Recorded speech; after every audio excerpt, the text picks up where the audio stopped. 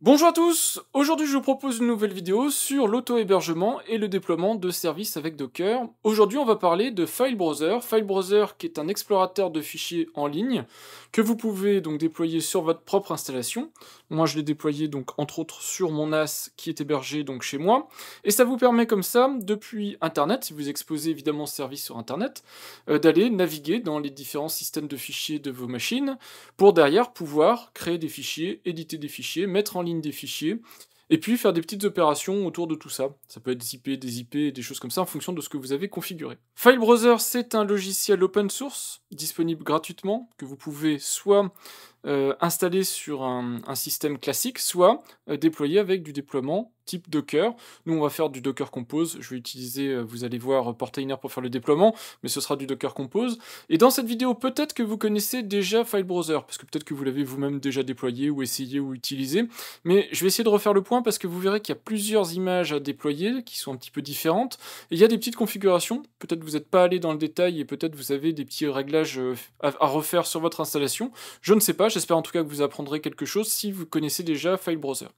FileBrowser, c'est un service que j'utilise depuis pas mal de temps, qui dépanne, c'est pas forcément très utile sur toutes les installations. Je vous conseille même, si vous en avez pas vraiment besoin, de ne pas l'exposer sur Internet, pour éviter tout problème de sécurité, puisque vous donnez quand même accès à votre système de fichiers. Mais si vous en avez besoin, c'est quand même assez pratique. Vous pouvez comme ça, très rapidement, je vous montre vite fait, naviguer dans vos différents répertoires. On va par exemple directement éditer les fichiers de settings de FileBrowser dans FileBrowser, c'est un petit peu rigolo. Donc vous voyez qu'ici on peut sectionner le fichier. En haut vous avez une petite palette d'outils, vous pouvez télécharger, mettre en ligne, vous pouvez supprimer, copier, coller et compagnie. On va éditer le fichier, je double-clique dessus, vous voyez qu'en plus on a un petit éditeur en ligne, alors en fonction évidemment du type de fichier avec la sauvegarde là-haut. Donc c'est vraiment un outil complet qui va vous permettre très facilement comme ça d'accéder à votre système de fichiers si vous avez des besoins, on va dire classique, hein. Attention, c'est pas non plus pour des besoins très évolués, mais ça gère quand même le multi-utilisateur, vous avez une petite console qui est disponible si jamais vous avez besoin, et c'est quand même assez fiable et assez efficace. Voilà, je vous propose tout de suite de vous montrer comment on déploie FileBrowser, en espérant que ça vous soit utile.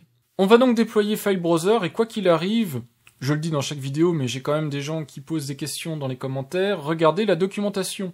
Je ne suis pas là pour me substituer à la documentation. Si ça se trouve, quand vous allez vouloir déployer FileBrowser dans quelques jours, quelques semaines, quelques mois, les réglages auront changé ou la manière de configurer dans le fichier de configuration aura changé. Et c'est pas à moi de vous expliquer comment le faire. Je vous montre comme ça, c'est un espèce de one-shot où je vous montre comment ça fonctionne. Ensuite, à vous, à partir de ce que je vous expliquais, de creuser le sujet, d'aller voir comment ça s'installe. Et la plupart des projets que je choisis, ce sont des projets qui sont, la plupart du temps, très bien suivis et très bien documentés, donc il n'y a aucune raison que vous ne puissiez pas vous en sortir. En particulier, donc vous avez une page d'installation qui est très très bien faite. L'installation traditionnelle, on va dire, de FileBrowser, c'est une installation en tant que binaire dans un système d'exploitation. Mais vous avez aussi des possibilités de déploiement avec Docker et KDE, donc en tant que conteneur, pour les gens qui préfèrent, et moi c'est ce que je vais vous montrer. J'aime pas toucher à un système d'exploitation, surtout quand on est sur du NAS ou des choses comme ça. J'aime bien isoler les services que je déploie, et le meilleur moyen de le faire, c'est évidemment avec, par exemple, Docker. Ça permet vraiment d'avoir un système d'exploitation qui reste robuste, sans avoir besoin d'y intégrer plein de configurations, plein d'installeurs, plein de binaires, des choses qui sont pas forcément bonnes. Alors, dans cette vidéo, je vais utiliser Portainer. Je pourrais utiliser du Docker classique ou du Docker Compose classique. J'utilise Portainer parce que c'est beaucoup plus agréable, c'est graphique, et puis ça me permet de vous montrer exactement ce qui se passe. Juste une aparté pour les gens qui sont intéressés par le sujet. La version de Docker que j'utilise est une version 26, et si vous avez suivi mon contenu autour de Portainer et tout ça, vous devez être sur une version de Portainer qui est probablement une 2.19, qui a des incompatibilités avec la version 26 de Docker, qui a introduit des API incompatibles, ou qui a déprécié des API, je ne sais plus exactement. Et donc il faudra remettre à jour Portainer, et Portainer a maintenant deux images, enfin il y a deux images déjà, une community et une image business, mais en plus ils ont une short term et une long term support. Donc dans votre outillage pour déployer du Docker, moi pour déployer Portainer, et il y a juste Portainer que je déploie comme ça, j'utilise donc le service Compose d'OpenMediaVault. Vous aurez besoin de faire un ajustement dans votre image pour Portainer et d'utiliser une image Short Term Support qui permettra donc d'avoir les dernières fonctionnalités et donc la compatibilité Docker 26. Pour les gens que ça intéresse, qui veulent en savoir plus, c'est quelque chose d'assez actuel par rapport au moment où je fais la vidéo, puisque vous avez un article de blog qui est sorti il y a peut-être quelque chose comme 2 semaines pour expliquer tout ça. Donc si vous avez des soucis, comprenez bien qu'il faut que vous fassiez cette bascule. Donc, nous on va déployer un Docker Compose, donc c'est-à-dire l'équivalent d'une stack. La stack, je l'ai déjà, elle s'appelle File Browser. Donc vous faites, si vous utilisez Portainer, vous faites add stack, vous la nommez File Browser, et donc vous allez avoir ensuite cet éditeur qui va s'ouvrir, et il faudra insérer le contenu, plus ou moins que je vais vous indiquer. Alors comment savoir quel est le contenu à insérer? Eh bien, vous allez dans la documentation, je vous l'ai dit, de File Browser, vous allez dans la section Docker, et donc vous aurez une explication de comment déployer avec Docker, avec un Docker Run. Moi je vais faire du Docker Compose, c'est différent, je vais vous expliquer vite fait comment j'ai configuré mon fichier Docker Compose, mais je ne déploie qu'avec du Compose, je trouve ça beaucoup plus agréable que déployer en ligne de commande avec Docker. 2 images pour File Browser, vous avez une image Alpine qui fonctionne très bien, donc qui est basée en fait sur une Alpine, qui fonctionne très bien, et une image Linux Server qui a un overlay S6, donc l'overlay S6 c'est ce que produit l'équipe autour de Linux Server pour les images standardisées Linux Server. Donc si vous ne savez pas ce que c'est que Linux Server IO, j'en parle et j'en parle tout le temps dans toutes les vidéos parce que la majorité des images que j'utilise sont issues de Linux Server IO. Et ce sont des images qui sont très bien maintenues, extrêmement sûres, et avec des gens qui savent de quoi ils parlent, parce que souvent on trouve des images, on va dire, amateurs, pas dans le mauvais sens du terme, mais des gens qui veulent rendre service, mais c'est des images qui sont pas suivies, c'est des images qui peuvent avoir des vulnérabilités, c'est embêtant quand on déploie ça sur des services exposés sur Internet. Donc, moi j'utilise personnellement l'image avec l'overlay S6 parce que je veux la standardisation Linux Server IO. Maintenant, faites très attention, vous regarderez ne serait-ce que dans la ligne de commande, la manière de déployer les 2 images, c'est pas les mêmes.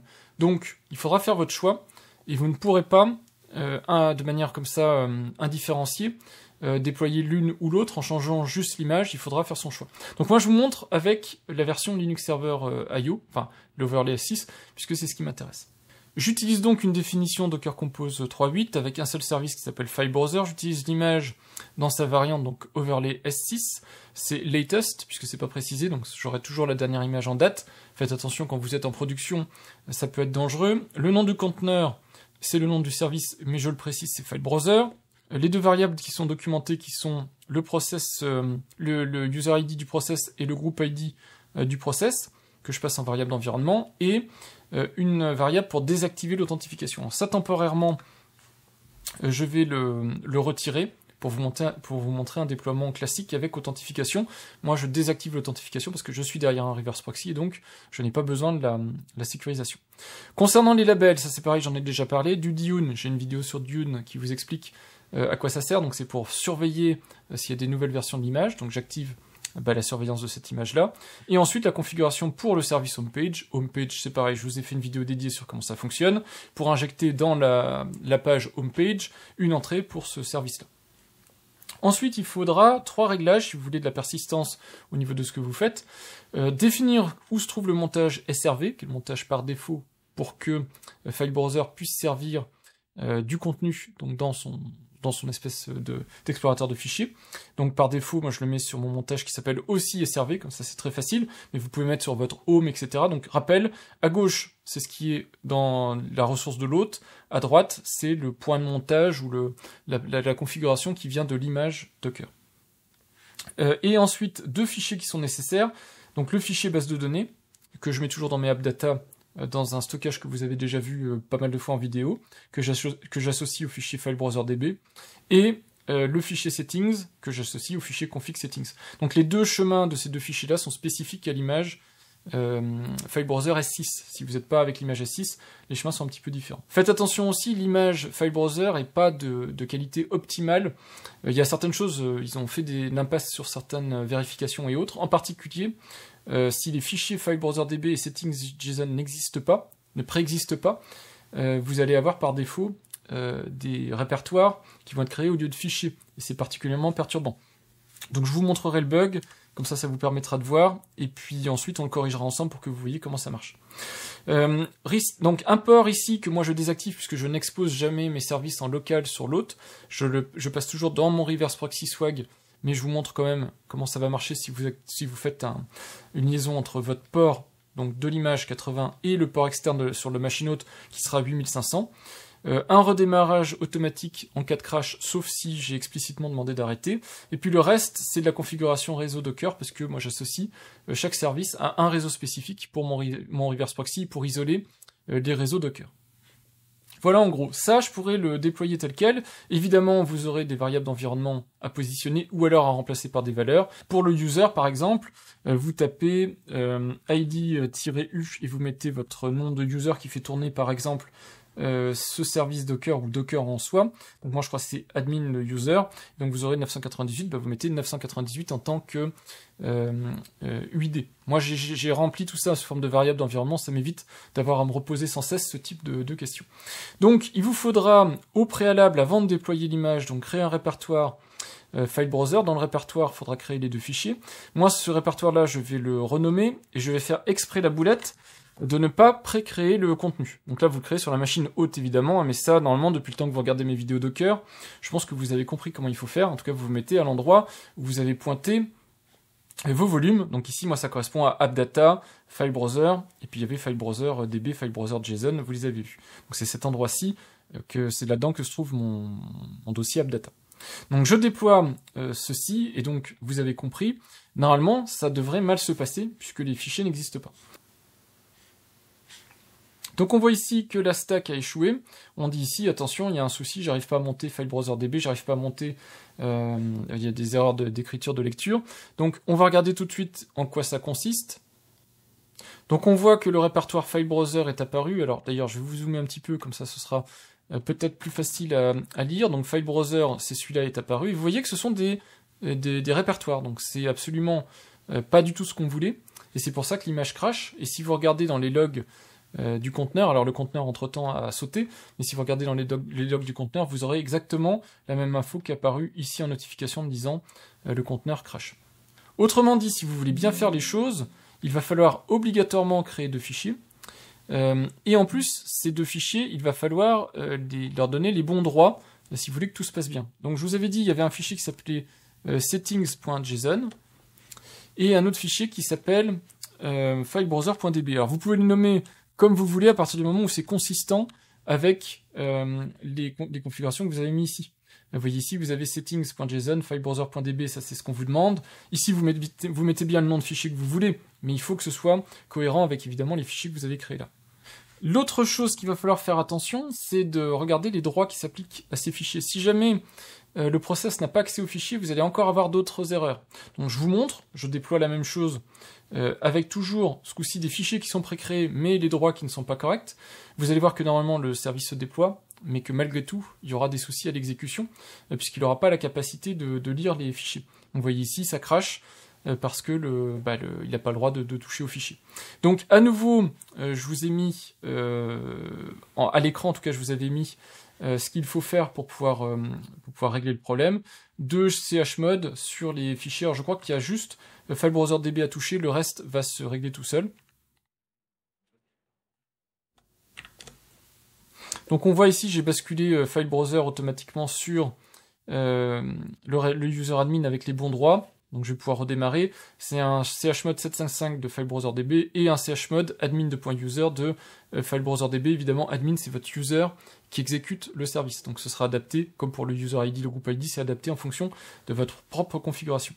L'autre point aussi qu'il faudra régler, non seulement il faut que vos fichiers aient les bons droits, mais en plus il faut que le contenu soit correct. Donc là à nouveau, on retourne dans la partie installation et on va vous dire, par défaut nous avons une préconfiguration, mais si vous créez un fichier de configuration, évidemment, il faut le remplir avec des choses cohérentes. Donc ici, je vais copier le contenu qui vient de la documentation. Je le colle ici dans les settings et que je vous explique vite fait. Donc ici, c'est le port dans le conteneur, donc c'est le port 80, c'est celui qu'on voyait qui était ensuite mappé sur le port 8500 de l'autre. Vous pouvez spécifier les URL adresses, mais ça sert à rien si vous vous exposez pas directement, puisque là, on est dans un conteneur. Sortie des logs en stdout, et puis vous pouvez spécifier le nom de la base de données, et vous devez spécifier aussi à quel endroit, quel est le chemin d'accès pour File Browser. Et là, on met bien SRV. Ce SRV que vous voyez ici, si je retourne dans Portainer pour vous montrer la stack, ce SRV est le SRV qu'on voit ici.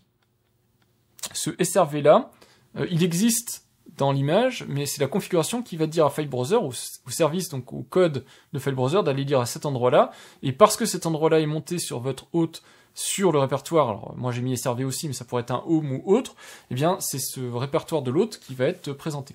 Donc vous voyez, il y a plein d'indirections entre le code qui s'exécute, la configuration dans le fichier JSON qui dit où aller chercher dans l'image du conteneur, et les points de montage dans l'image du conteneur qui indiquent où aller chercher physiquement sur la machine hôte. Donc là normalement on est un peu mieux, je redéploie, et puis on va regarder si le conteneur démarre. Éventuellement il faut ajuster les droits sur le fichier de la base de données, mais normalement on devrait être pas mal. Voilà, on voit que tout va bien. Donc on a ici utilisation de la base de données, donc File Browser DB, utilisation du fichier de config, config settings JSON, et puis listening sur le port 80. Donc faites pas attention au reste, hein, c'est le reste de la précédente exécution. Là ça veut dire que tout va bien. Ce qui veut dire que si je vais maintenant sur le port 8500, je suis censé avoir accès à File Browser. Alors File Browser c'est pareil, vous allez dans la partie documentation ici, et on va vous dire, la première fois où vous vous connectez, vous avez un nom d'utilisateur et un mot de passe par défaut, ils sont indiqués ici, c'est admin. Vous faites se connecter, et vous voyez que tout fonctionne parfaitement, on a accès à File Browser. Donc je vous montre vite fait ce qu'on voit ici, donc on voit la version de File Browser qui est déployée, l'espace sur le montage que vous avez mappé, donc ici c'est SRV, possibilité d'accéder au fichier, donc c'est revenir à la racine, c'est le petit home je crois, créer un répertoire, créer un fichier, changer les réglages et se déconnecter. Et vous avez ici des actions sur ce que vous avez sélectionné. Donc quand vous choisissez un répertoire, des actions de répertoire, télécharger, renommer, etc. Donc je vous laisse consulter de votre côté ces petites actions, hein, ça va dépendre exactement des fichiers que vous voulez manipuler. Donc je vous l'ai dit, quand vous allez dans un répertoire et que vous ouvrez par exemple ici le fichier settings, vous pouvez l'éditer. Dans les réglages, vous pouvez régler pas mal de choses, en particulier vous pouvez, si vous le souhaitez, changer la langue en français. Ça vous permet d'avoir quelque chose de plus compréhensible. Changez le mot de passe de l'utilisateur en cours, et faites-le assez rapidement quand vous avez déployé votre instance File Browser. Allez changer le mot de passe de l'utilisateur par défaut. Donc ici vous avez l'utilisateur admin, alors vous pouvez créer un autre utilisateur si vous voulez, mais à défaut, changez au moins son mot de passe, de manière à ce que ce soit un mot de passe sécurisé. Puisque admin, ça peut introduire des risques de sécurité. Même si derrière, vous désactivez l'authentification par utilisateur, etc. Juste pour être sûr que vous n'avez pas d'utilisateur qui traînerait avec un mot de passe par défaut. Et puis vous avez aussi d'autres petites choses, donc des paramètres généraux qui sont assez intéressants, qui permettent de définir ce qu'on peut exécuter dans le shell. Voilà, pour les gens qui apprécient, vous avez la possibilité d'avoir le thème sombre. Vous avez plein de réglages sur la taille des chunks à envoyer quand vous avez des gros fichiers, le nombre de requêtes en parallèle, des choses comme ça. Et des commandes runner, c'est-à-dire quand vous copiez un fichier par exemple, si vous copiez un fichier zip, vous pouvez dans la foulée dire tu dézippes le contenu de ce fichier. Donc, ça vous permet de faire plein de trucs avant et après chaque type d'opération sur les fichiers. Donc c'est assez intéressant. Vous avez des réglages par défaut pour tous les nouveaux utilisateurs. Donc dès qu'un utilisateur va se présenter, tout ça, ça va lui être appliqué, donc langue anglaise, les droits, etc., et les commandes auxquelles il a le droit. Et vous pouvez manipuler les utilisateurs, donc créer un nouvel utilisateur, un utilisateur de base par exemple, et vous pouvez gérer par utilisateur évidemment les droits. Donc ça, c'est si vous voulez que les utilisateurs aient des droits un petit peu limités par rapport à d'autres utilisateurs. Les commandes, pour information, c'est ici, vous avez une petite rubrique shell, et par défaut, si vous mettez par exemple ls et que vous faites entrer, on va vous dire la commande n'est pas autorisée. Donc sur l'utilisateur ici, admin, vous autorisez par exemple la commande ls, vous faites enregistrer, et si on retourne là, que j'ouvre ça et que je fais ls, voilà, maintenant je peux faire un ls sur le répertoire. Donc ça vous permet d'avoir un petit shell comme ça pour interagir avec votre système File Browser. Donc ça peut être pratique si vous voulez, avec des commandes, copier, coller, renommer, etc. Si vous trouvez ça plus efficace que l'espèce d'interface graphique. Voilà, en gros je vous ai montré ce qu'il y a à voir de File Browser. Je pense que ça fait le tour de ce que je voulais vous montrer. Il reste une dernière chose, c'est la sécurisation de File Browser, et ça à nouveau on va le faire avec Aucelia. Donc pour sécuriser File Browser, la première chose que je vais faire déjà, c'est de revenir sur la configuration sur laquelle j'étais, et de ne plus exposer le port ici 80. Je ne veux pas que ce port soit disponible sur mon réseau local. La deuxième chose que je vais faire, parce que j'ai pas trouvé comment faire mieux en fait, il y a moyen de faire mieux, mais on ne peut pas faire mieux quand on déploie avec Docker, avec des environnements, en tout cas de ce que j'ai vu. Authentification par un header HTTP et puis authentification avec le système d'authentification de file browser, donc tous les utilisateurs que vous m'avez vu manipuler. Sauf que cette méthode par le proxy ne fonctionne pas quand on passe avec des variables d'environnement. J'ai pas réussi à le faire marcher. S'il y en a certains d'entre vous qui savent le faire marcher, vous mettez un petit commentaire, je l'épinglerai ou je le mettrai en avant. Mais en tout cas, moi j'ai pas réussi. Et de toute façon, je m'en moque puisque je passe par un reverse proxy et je ne veux pas des capacités qui sont différentes pour les utilisateurs. Mais si vous avez besoin de capacités différentes par utilisateur et que vous passez par un reverse proxy, l'autre solution, c'est d'avoir une double authentification, enfin 2 authentifications qui suivent, une sur le reverse proxy et ensuite une dans File Browser, ce qui n'est pas super agréable. Donc je désactive l'authentification intégrée de File Browser et j'ai qu'un seul utilisateur File Browser et tous mes utilisateurs de reverse proxy ont accès à cet utilisateur-là. Ça ne me permet pas de faire des choses très fines, mais c'est pas très grave. Donc ça c'est File Browser, FB underscore, donc c'est pour dire j'injecte une variable d'environnement pour l'image File Browser et noauth égale true, donc pas d'authentification. Donc voilà, c'est les 2 changements que je fais ici, je redéploie pour que ces nouveaux réglages soient pris en compte. Et évidemment, l'autre réglage à prendre en compte, c'est d'aller dans mon reverse proxy. Vous commencez à le connaître, c'est du Nginx, donc c'est du swag avec le serveur web Nginx. On va dans proxyconf. Vous avez de toute façon déjà File Browser subdomaine conf sample qui existe. Donc vous avez juste à le copier-coller et à le renommer File Browser subdomaine conf. Et si on va regarder dans le détail ce qu'il précise, eh bien, il va dire, voilà, sur ce reverse proxy, le sous-domaine File Browser va être redirigé vers la machine qui s'appelle File Browser, port 80, en HTTP. Donc ça, c'est ce que dit la configuration du reverse proxy. En gros, vous avez quelques petits ajouts pour tout ce qui est upload et compagnie de fichiers, parce qu'il y a des petits réglages particuliers à faire pour ces API, chers donc et statiques. N'oubliez pas également de bien décommenter en fonction de l'authentificateur que vous utilisez. Moi j'utilise Aucelia, donc n'oubliez pas de bien décommenter Aucelia server conf et sur la location, le Aucelia location, parce que sinon évidemment Aucelia ne rentrera pas en jeu quand vous arriverez sur le sous-domaine File Browser. Ce service sera donc disponible derrière votre reverse proxy. Donc, je vous montre en gros, vous allez dans Stack, vous allez dans Swag, vous allez sur votre conteneur Swag, vous faites un restart, ça va prendre en compte le nouveau fichier de reverse proxy si vous l'avez bien configuré, si tout est bon. Ici, sur le port 8500, plus rien ne répond, puisque j'ai pas fait suivre, donc ça c'est normal que ça ne réponde pas. Et sur mon URL File Browser, ici, j'ai Aucelia qui me demande de me connecter avec un utilisateur. Je fais se connecter, et je vais arriver dans mon instance File Browser qui, ici, pour le moment, est sécurisée. Donc c'est pour ça que je vous dis, c'est pas idéal. Et donc je vous le redis, pour ne pas avoir cette double authentification, il y a la possibilité de faire ce noauth égale true. Juste pour vous montrer que je ne dis pas de bêtises, voilà, dans la documentation de File Browser, on vous dit bien FB underscore, et ensuite vous mettez les différents réglages, donc en fonction de ce que vous voulez faire. Donc vous avez toutes ces options-là qui sont accessibles, dont normalement le noauth. Il est là. Donc on fait une dernière vérification, j'ai redémarré en FB noauth, on fait se connecter, et normalement, voilà, j'ai accès directement à mon contenu File Browser, donc tout est bon. Donc je récapitule en quelques secondes pour la totale, on va dire, pour bien comprendre ce qu'il faut faire. Donc voilà en gros la configuration Docker Compose à déployer. Vous allez donc bien renseigner ici l'UID, le GID de l'utilisateur qui fait tourner ce service. Vous n'oubliez pas de bien renseigner donc la base de données, les settings. Vous allez à l'endroit où vous avez défini l'endroit où se trouvent les settings et la base de données, vous créez bien les 2 fichiers.